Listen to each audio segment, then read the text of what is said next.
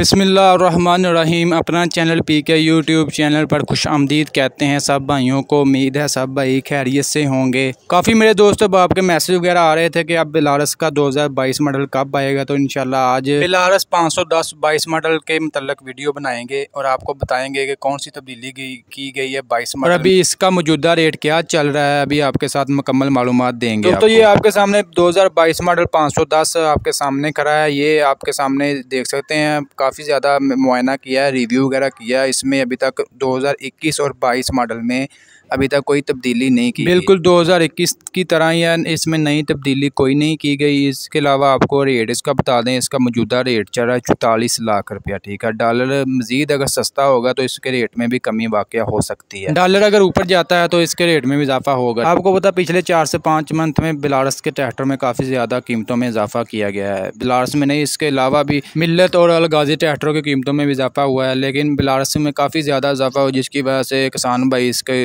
लेना अफोर्ड नहीं कर सकते, तो इसकी मांग काफ़ी कम हो गई। दोस्तों आज की ये छोटी सी वीडियो आपको अच्छी लगी, वीडियो को लाइक कर दें और ऐसी बहुत सी इंफॉर्मेशन वीडियोस के लिए हमारे यूट्यूब चैनल को लाजमी सब्सक्राइब कर लें और घंटी के निशान पर लाजमी क्लिक किया करें ताकि आप तक हमारी वीडियोज़ के नोटिफिकेशन सबसे पहले पहुँच सकें।